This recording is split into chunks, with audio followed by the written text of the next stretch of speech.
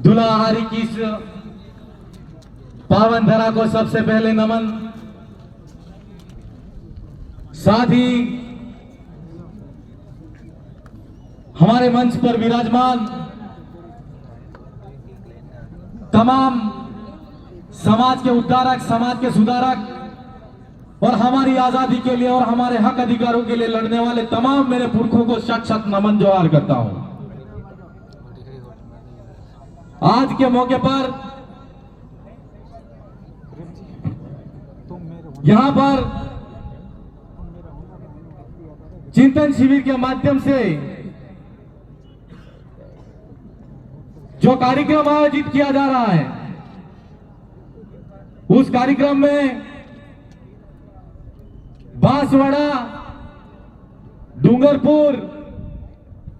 और यहां के क्षेत्र के स्थानीय खेरवाड़ा के तमाम वडील युवा साथियों और मेरी मातृशक्ति, मेरी बहनों, आप सबको मेरी ओर से, मेरी विधानसभा की जनता की तरफ से बहुत बहुत क्रांतिकारी जोहार। वक्तागण आए, अपनी अपनी बात रखी, आप सब सुन रहे हो,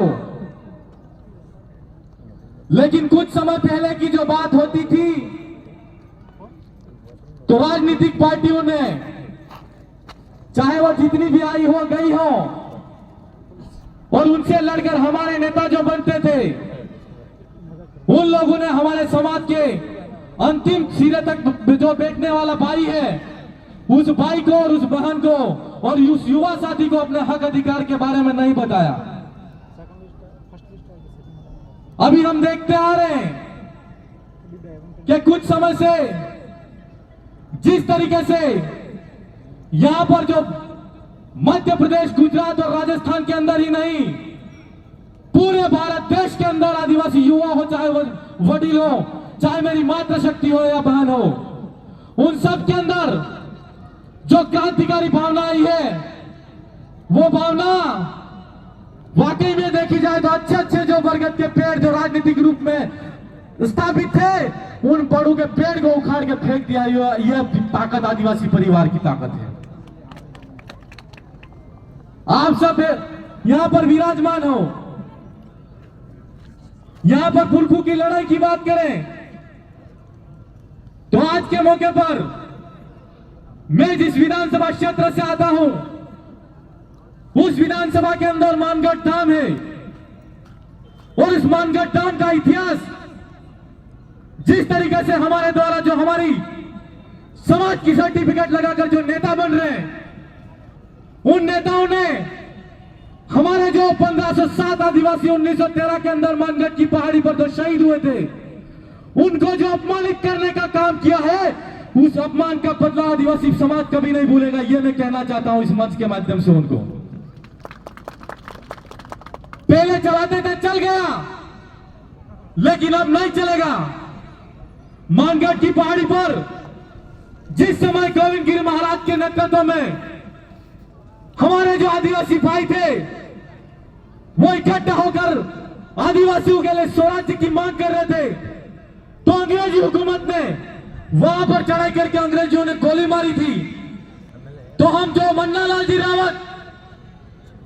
सांसद हैं, उन्होंने परसों एक स्टेटमेंट दिया कि एनसीईआरटी की पुस्तक के अंदर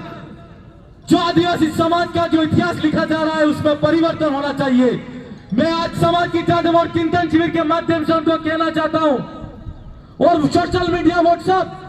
के माध्यम से या मीडिया के जो साथी हैं, वो यहां पर छापे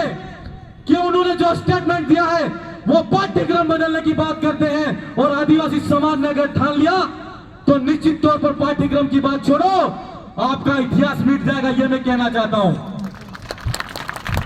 हमारे इतिहास को मिटाने की हिम्मत किसी में नहीं है। जो हत्याकांड 1913 में हुआ और 1992 के अंदर हमारे क्षेत्र के एक पीएचडी होल्डर साथी थे, उन्होंने पीएचडी के माध्यम से यहां पर उन्होंने जो आदिवासियों का इतिहास, मानगढ़ का इतिहास उन्होंने लिखा, तब जाके यहां के लोगों को और पूरे देश के लोगों को पता चला कि जलियांवाला बाग हत्याकांड से पहले भी नरसंहार इससे भी बड़ा हुआ था, वो मानगढ़ की पहाड़ी पर हुआ था। यह कोई छोटी बात नहीं है। और आज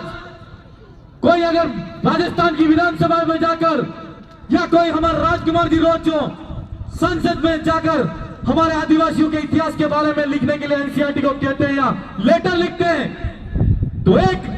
हमारे ही भाई को जो हमारे समाज का होते हुए आदिवासियों के इतिहास को मिटाने के लिए लेटर लिखते हैं, तो बड़ी शर्मनाक बात इससे कोई नहीं हो सकती। हम ये कहना चाहते हैं, आप इतने संवैधानिक पद पर बैठे, पूर्व में प्रशासनिक पद पर बैठे, किस सर्टिफिकेट को लगाकर बैठे थे, ये हम उनसे पूछना चाहते हैं। आज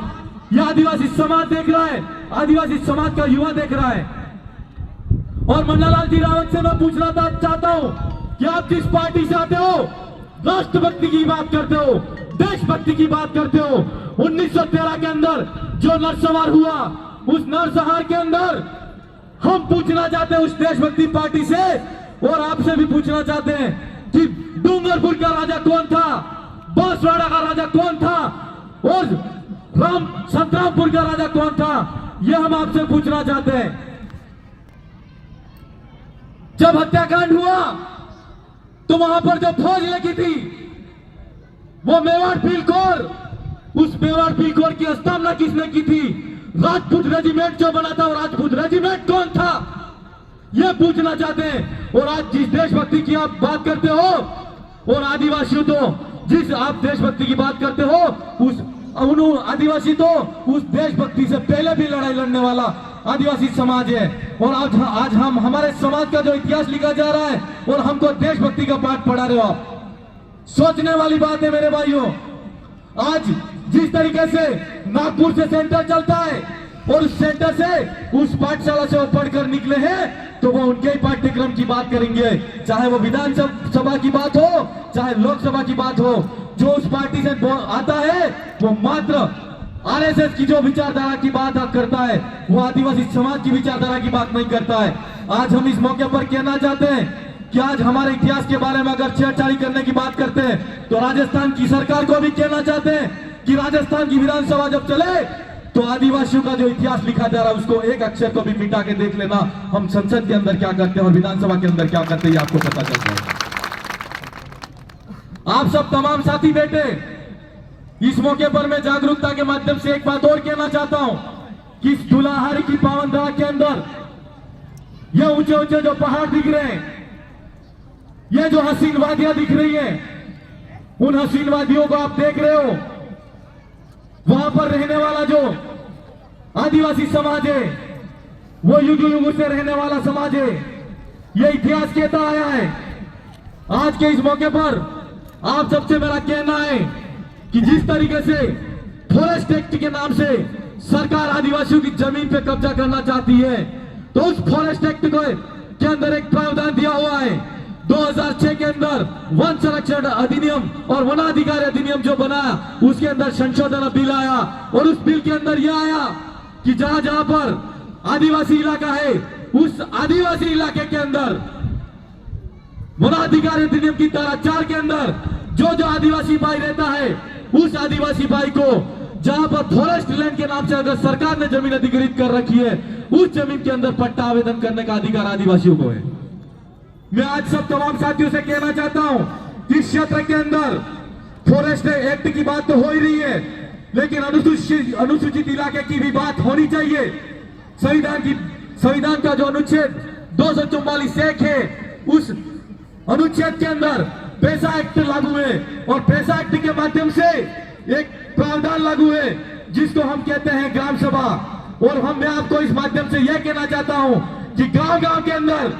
आज अब तक आपने अगर उस पावर को नहीं समझा है, या आपके जो सरपंच है या प्रधान है उसने भी अपनी ताकत को नहीं समझा है, तो आप ग्राम सभा के माध्यम से ऐसा प्रस्ताव पास कराओ, ऐसा प्रस्ताव बनाओ कि एफआरसी की जो रिपोर्ट होती है, जो कमेटी होती है, वो जो आपकी जो संबंधित उपखंड स्तरीय की जो कमेटी होती है उसको प्रस्ताव देगी, और उस प्रस्ताव के माध्यम से जो ये हसीन वादियां और जो पहाड़ दिख रहे हैं वो आदिवासियों के पहाड़ हैं। जो फॉरेस्ट एक्ट के नाम से जमीन जो सरकार अधिग्रहित करना चाहती है,